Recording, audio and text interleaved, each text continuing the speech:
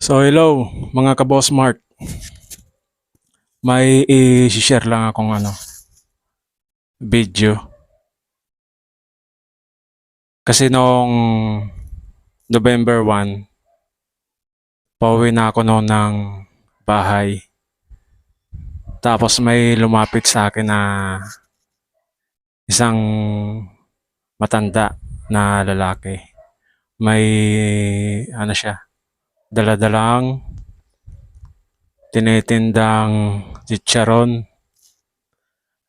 um, yung mga popcorns, ganyan. Tapos, humihingi siya ng tulong sa akin. So, pinagbigyan ko siya. Binidyo ko. Wala lang, gusto ko lang i-share to sa inyo.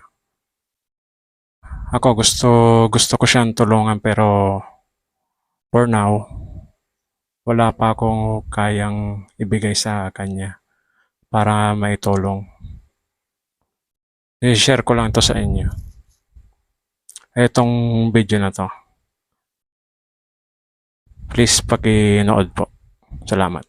Si Tatay Armando Pareha sa Il na humingi ng tulong na matulungan yung niya, social media, YouTube saka Facebook. Sige po tayo. Magsasalita na. Opo. Ako po si Amad Armando Milla sa El Aria. Sana po matulungan pa ako ninyo. Wala pa akong bahay.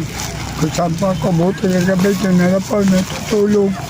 Sana may mga busilak man ang kalubang kung sino man dyan. Sana matulungan ng katulad kong matanda na nag-edad po ako ng 51, 1972.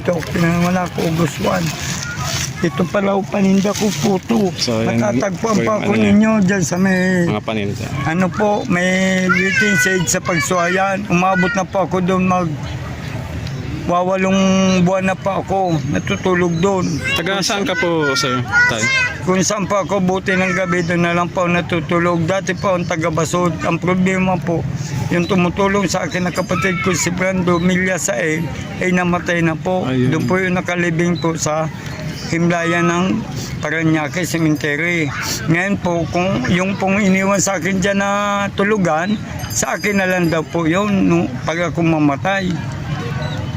Sana po, matulungan man sana po ako ninyo at sana wag man kayo mag-comment dahil hindi man po ninyo alam ang pinagdadaanan ko.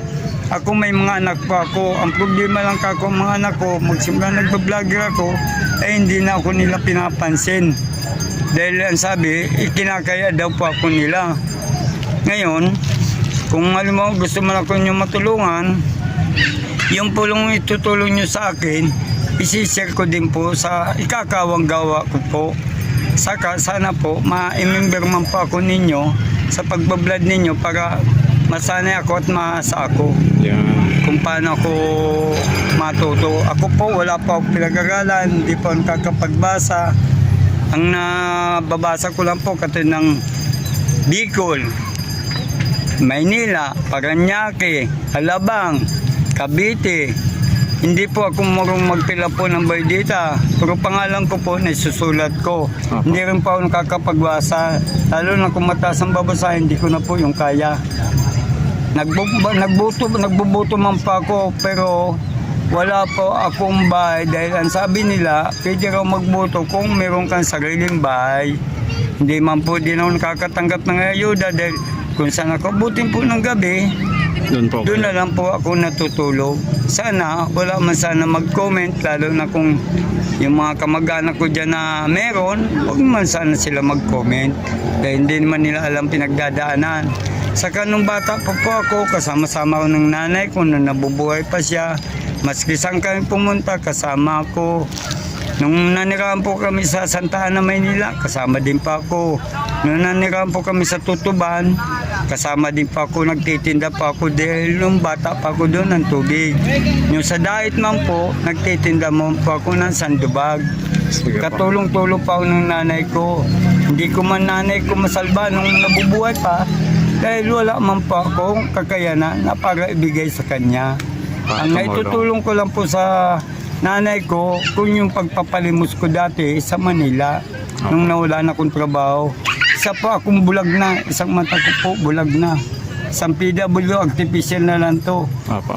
Kahit na kung hindi kayo maniwala, tanggalin ko pa sa harap ninyong mata ko, doon kayo magugulat. Maraming salamat sana. Pagpalain sana kayo may kapal. Yan. Yan po. Tulungan natin si Tatay Armando sa il. Ayan.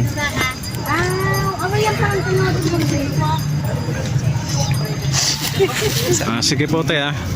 Upload ko po to sa ano ko, Facebook page.